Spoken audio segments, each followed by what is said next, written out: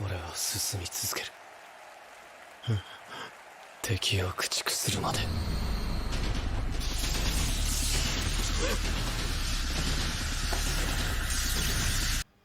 Bonjour tout le monde, c'est Redblood, et je voulais juste un petit peu parler de l'épisode 5 de Shingeki no Kyojin, et en même temps donc, de l'épisode Guerrier, donc un des épisodes finaux de la saison 2, et un des meilleurs épisodes de SNK. Pourquoi je voulais en parler? Parce que c'est deux épisodes qui sont géniaux, je pense qu'on peut tous le dire, voilà, c'est deux épisodes qui se ressemblent énormément, dans leur construction, dans comment ils sont faits. Donc pour ça, j'aimerais juste revenir du coup sur euh, l'épisode guerrier.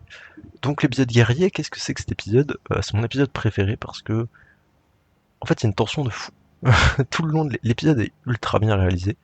C'est-à-dire que t'as une tension, tu la sens dans l'air.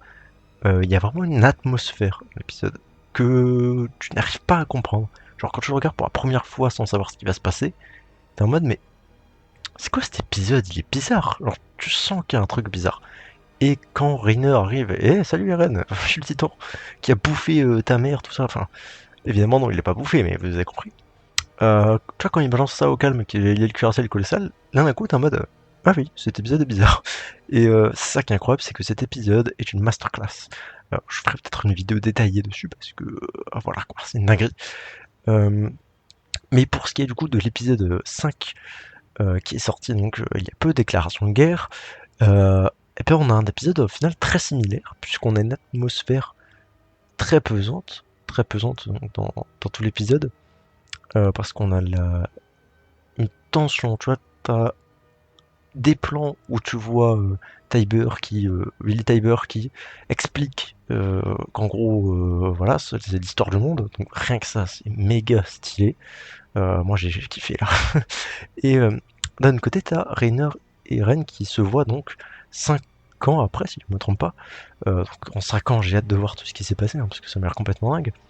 Mais du coup, voilà, ils se voient 5 ans après, et au final, Eren fait la même chose que Rainer sur le mur, parce que Rainer, à Eren, il lui dit ouais mec, salut, c'est moi le titan cuirassé, en gros c'est moi qui ai foutu la merde dans ta vie, et dans la vie de l'humanité d'ailleurs.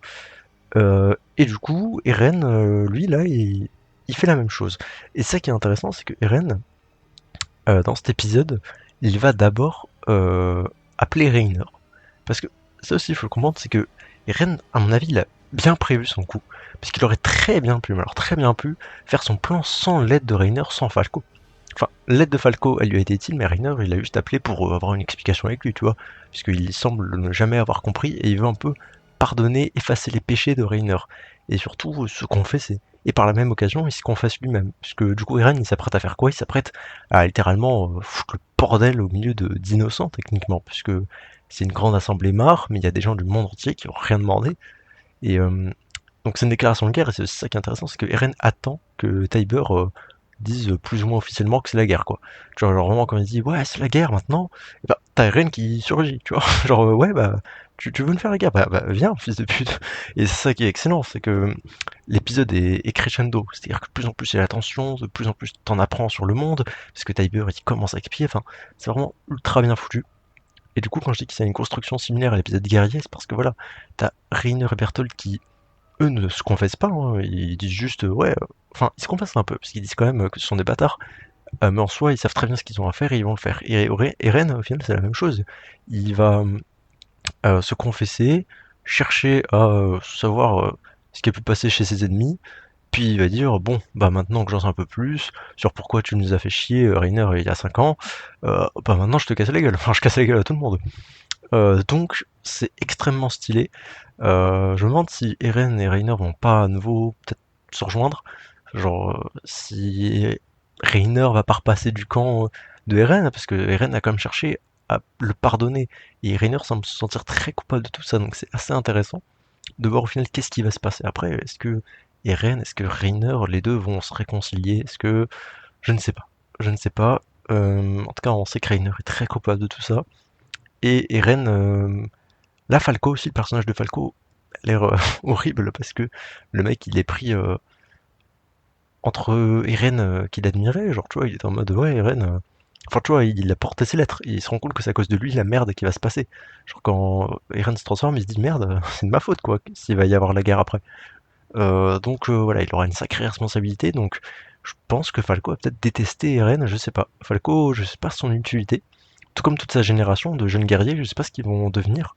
Genre, est-ce qu'ils vont remplacer Bertolt et tous les porteurs actuels, alors que même eux, on les connaît pas.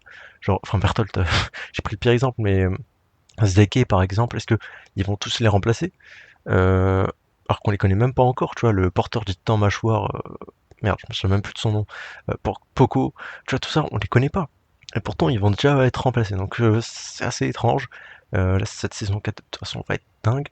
Et, euh, et du coup, voilà, ben, je voulais juste un petit peu revenir sur cet épisode 5 qui, du coup, est extrêmement intéressant parce qu'il y a vraiment une construction d'épisodes similaires à l'épisode guerrier, c'est ça que je trouve dingue, c'est que t'as une ambiance, t'as une musique aussi qui est dingue, putain.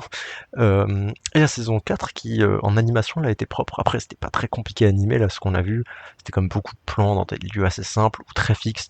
Donc ça, c'était pas non plus trop dur à animer. Mais j'espère vraiment que l'animation va se relever, puisque jusque-là, l'animation, je la trouve un peu bizarre, des fois, je sais pas comment l'expliquer. Mais du coup, là, c'était vraiment cool. Et j'espère que ça va vraiment lancer la saison 4 sur des trucs de dingue. Là, le prochain épisode, ça va être le bordel. Euh, voilà, franchement, pour le moment, c'est un pur régal. Donc, le prochain épisode sort dimanche. Donc, j'ai hâte, très hâte de voir tout ce que ça va devenir. Et je ferai part de bientôt quelques théories que j'ai au sujet de cette saison 4 et même des épisodes passés, parce qu'il y a énormément de foreshadowing que j'ai peut-être remarqué, que j'aimerais du coup expliquer. Donc si ça vous plaît, si vous avez envie d'en savoir plus, eh bien n'hésitez pas à vous abonner à ma chaîne et puis à lâcher un petit pouce bleu, tout ça, et à me donner votre avis de l'épisode en commentaire. Je voulais pas faire un avis trop long, puisque l'épisode je l'ai vu il y a 2 jours, enfin quand il est sorti quoi. Du coup là je fais cette vidéo bien après, donc voilà, c'était un peu un avis refroidi pour m'exprimer sur le sujet, donc la vidéo dure pas trop longtemps, 7 minutes, donc, euh, donc voilà, sur ce si ça vous a plu, bah, mettez un petit like et puis à bientôt pour de prochaines vidéos et théories.